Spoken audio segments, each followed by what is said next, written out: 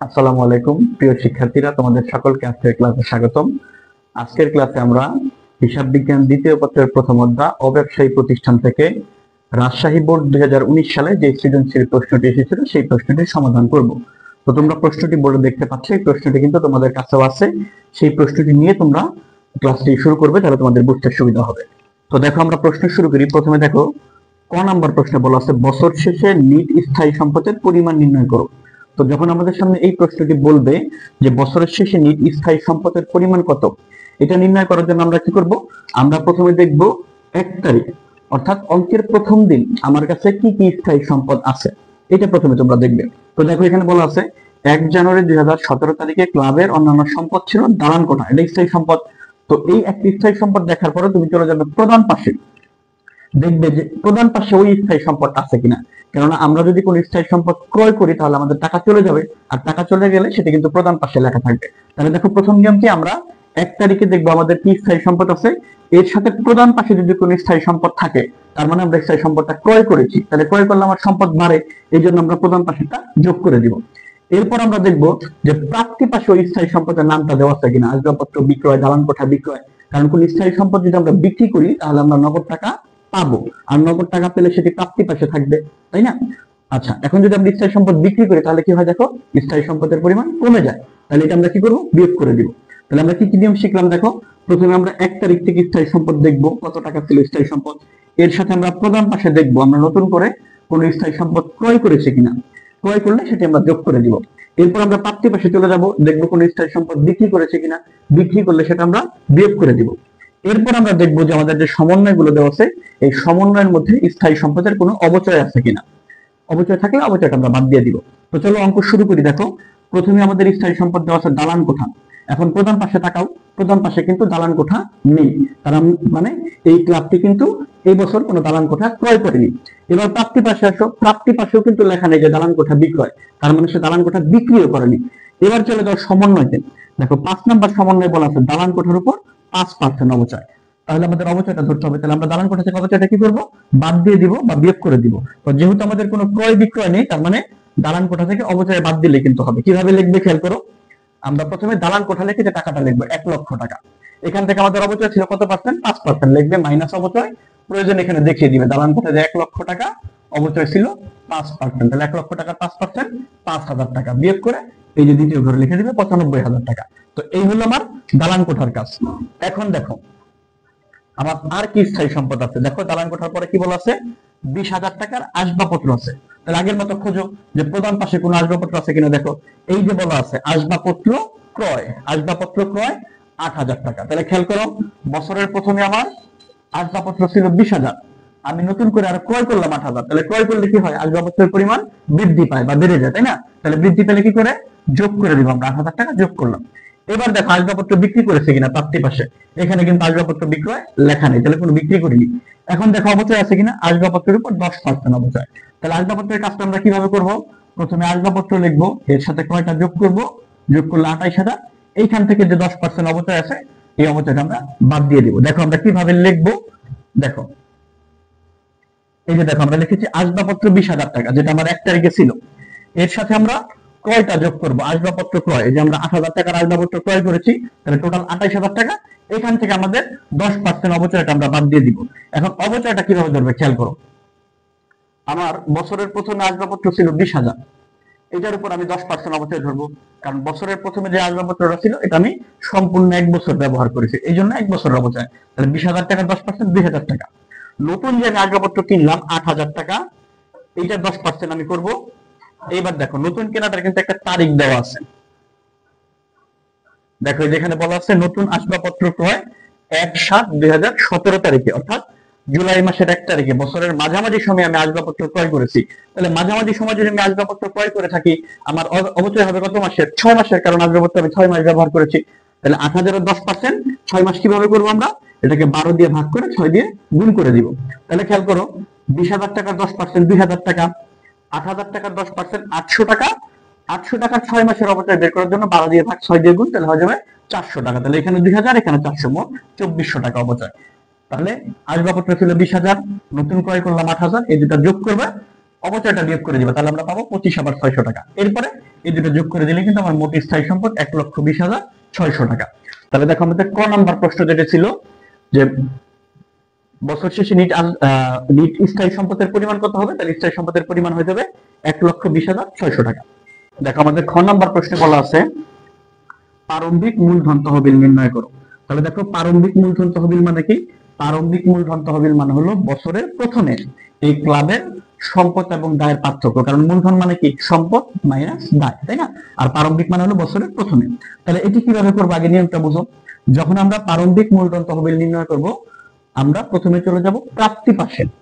প্রাপ্তি পাশে কি করবো? দেখো প্রত্যেকটা প্রাপ্তি পাশে তুমি দেখতে পারবে নগদ উদ্বৃত্ত বা শুধু উদ্বৃত্ত বা ব্যাংক উদ্বৃত্ত এরকম লেখা থাকবে। তো নগদ টাকা কি? আমার সম্পদ। এই যে দেখো এখানে বলা আছে 1/1/2017 মানে বছরের প্রথম দিন। তো প্রারম্ভিক মানে যে বছরের প্রথম দিন। তাহলে আমরা প্রথমে সম্পদ পাশে এই নগদ তহবিল এক একটা লিখবো। বুঝতে পারছো কথা? এরপরে আমরা চলে যাব জানুয়ারির 1 তারিখে, দেখবো এইখানে আমার কি কি সম্পদ আছে, কি কি দায় আছে। তো দেখো বলা আছে 1 জানুয়ারি তারিখে ক্লাবের অন্যান্য সম্পদ ছিল দালান এত কোঠা, আসবাবপত্র এত টাকা এবং বিনিয়োগ এত টাকা, তিনটাই আমার সম্পদ। তাহলে আমরা প্রথমে প্রাপ্তি পাশের নগদটা লিখবো, এরপরে 1 তারিখের সম্পদগুলো লিখবো, এরপরে আমরা দেখবো এই প্রাপ্তি পাশে এবং সমন্বয়ে বিগত বছরের কোনো আয় আছে কিনা সেগুলো আমরা সম্পদ পাশে লিখবো। তো চলো আমরা একটা একটা করে লিখি, তাহলে তোমাদের একটু বুঝতে সুবিধা হবে। আমাদের প্রথম কাজটা হলো আমরা প্রথমে প্রাপ্তি পাশের নগদটা লিখবো, তাই না? তাহলে দেখো কিভাবে লিখবো আমরা। খ নাম্বার দিয়ে উপরে ক্লাবের নাম এবং প্রাপ্তি প্রদান প্রারম্ভিক মূলধন তহবিল লিখবে। এই যে সম্পদ সমূহ প্রথমে 1 তারিখের নগদটা, এই যে প্রশ্নে দেখো, প্রশ্নটা যদি আমরা যাই দেখো প্রশ্নে 1 তারিখে প্রাপ্তি পাশে নগদ কত ছিল? 23,000 টাকা। তাহলে এই 23,000 টাকায় আমরা প্রথমে সম্পদের ঘরে লিখবো নগদ 23,000 টাকা।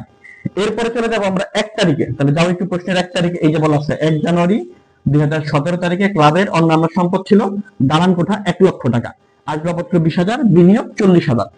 এই সম্পদগুলো আমরা এখন খ নাম্বারে লিখবো। এই যে দালান কোঠা 1 লক্ষ, আসবাবপত্র 20,000, বিনিয়োগ 40,000 টাকা। এরপরের কাজটাকে খেয়াল করো। এরপরের কাজটা হলো তুমি এই প্রাপ্তি পাশে দেখবা, প্রাপ্তি পাশে অঙ্কটা কত সালের? 2017 সালের। এর আগের সালের কোনো চাঁদা আছে কিনা দেখো। 16 সালের চাঁদা কত টাকা আছে? 2,000 টাকা। 16 সালের চাঁদা আমি 17 সালে পেলাম, তাই না?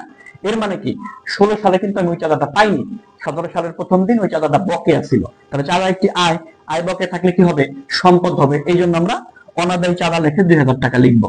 তাহলে দেখো এই যে আমরা সম্পদ পাশে লিখলাম অনাদায়ী চাঁদা 2,000 টাকা, ঠিক আছে? এরপর দেখো প্রশ্নে যে আমরা বিগত বছরের আর কোনো আয় পাই কিনা।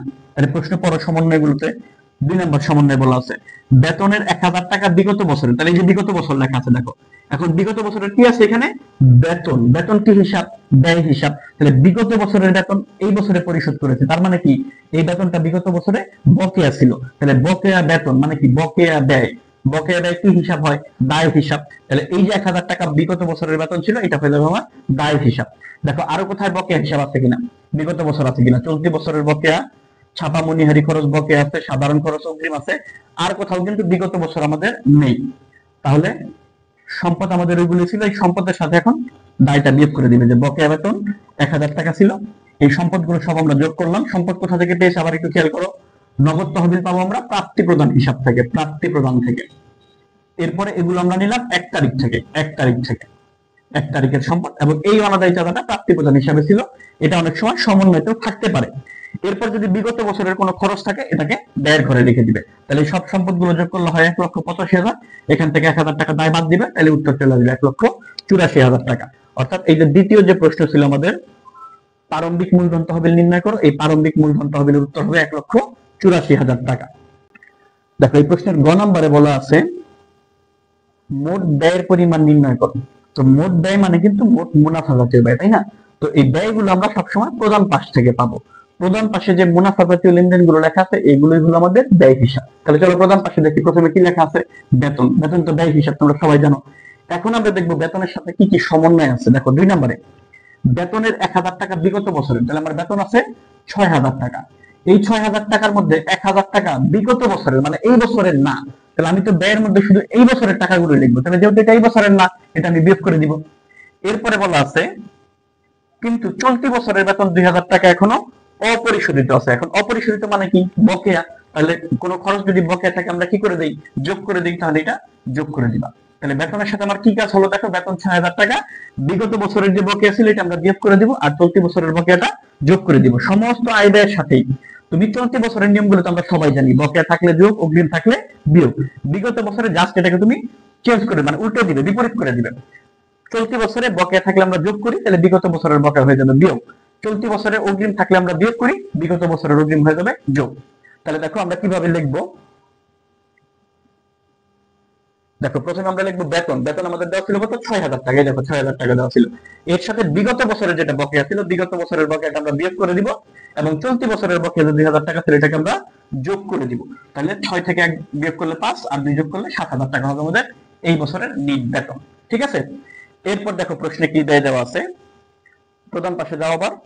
এই যে প্রধান পাশে বলা আছে ছাপা ও মনিহারি, এটাও তো ব্যয় হিসাব, তাই না? ছাপা ও মনিহারি মুনাফা জাতীয় ব্যয়। দেখো কোনো সমন্বয় আছে কিনা। 3 নাম্বার সমন্বয় বলা আছে ছাপা ও মনিহারি খরচ 500 টাকা বকেয়া আছে। তাহলে বকেয়া থাকলে কি করতে হয়? যোগ করতে হয়। তাহলে ছাপা ও মনিহারি 1500 আছে, এর সাথে আমরা 500 টাকা যোগ করে দিব। এরপর বলা আছে সাধারণ খরচ 800 টাকা অগ্রিম। তাহলে সাধারণ খরচ আছে কত? 4800, এখান থেকে 800 টাকা বিয়োগ করে দিব আমরা অগ্রিম। দেখো কিভাবে এই যোগ বিয়োগ গুলো করবো। এই যে আমরা প্রথমে লিখেছি ছাপা ও মনিহারি। ছাপা ও মনিহারি কত টাকা ছিল? 1500 টাকা। এটা বকেয়া ছিল, তাহলে বকেয়া থাকলে যোগ, এই যে 500 যোগ করে মোট ছাপা মনিহারি 2000 টাকা। এরপরে কি ছিল? সাধারণ খরচ 4800 টাকা। সাধারণ খরচটা ছিল অগ্রিম। অগ্রিম থাকলে কি করতে হয়? বিয়োগ করতে হয়, যে 800 টাকা বিয়োগ করে দিলাম, 4000 টাকা। ঠিক আছে? এরপর দেখো আর কি কি ব্যয় আছে, আবার একটু প্রশ্নে যাই আমরা। দেখো এরপর প্রশ্নে বলা আছে টেলিফোন খরচ। এটা তো মুনাফা জাতীয় ব্যয়, তাই না? টেলিফোন খরচ। দেখো কোনো সমন্বয় আছে কিনা। 4 নম্বরে আছে চাঁদার সমন্বয়। চাঁদা তো আমাদের এখানে আসবেই না, যেহেতু প্রাপ্তি পাশে আছে, আসবাবপত্রের অবচয়। তাহলে আমাদের টেলিফোনের সাথে কোনো সমন্বয় নেই। যেহেতু সমন্বয় নেই, সরাসরি টেলিফোন খরচ লিখে দ্বিতীয় ঘরে 1000 টাকা লিখে দিবে। আসবাবপত্র ক্রয়, এটা তো মূলধন জাতীয় লেনদেন, এটা এখানে আসবে না। দান খয়রাত, এটা মুনাফা জাতীয়, এটাও লিখে দিবা, কোনো সমন্বয় নাই। ভাড়ার সাথে সমন্বয় নাই, ভাড়াটাও লিখে দিবা। দেখো এই তিনটার যেহেতু সমন্বয় নাই, আমরা জাস্ট শুধু দ্বিতীয় ঘরে লিখে দিয়েছি, যে টেলিফোন, দান খয়রাত, ভাড়া, এটা সরাসরি দ্বিতীয় ঘর। ঠিক আছে? এইবার আসো অবচয়। অবচয় গুলো কিন্তু আমরা ক নম্বরে বের করছিলাম, তাই না? তোমাদের নিশ্চয়ই খেয়াল আছে। এই যে আমার দালান কোঠা ছিল 1 লক্ষ টাকা, দালান কোঠার অবচয় ছিল 5%, তাহলে 1 লক্ষ টাকা 5%, 5,000 টাকা। দালানের অবচয় ছিল 5,000 টাকা। আর আসবাবপত্রের অবচয় আমরা কিভাবে বের করছিলাম মনে আছে? এই যে 20,000 টাকা ছিল প্রারম্ভিক আসবাবপত্র, এটার অবচয় ছিল 2,000 টাকা। নতুন করে আমরা আসবাবপত্র ক্রয় করছিলাম 8,000, এটার 10% 800 টাকা। এই যে এক এক থাকার কারণে 6 মাসের ছিল 400 টাকা। তাহলে আসবাবপত্রের অবচয় ছিল 2400 টাকা, দালানের অবচয় ছিল 5,000 টাকা। জাস্ট দ্বিতীয় ঘরে শুধু লিখে দিবে।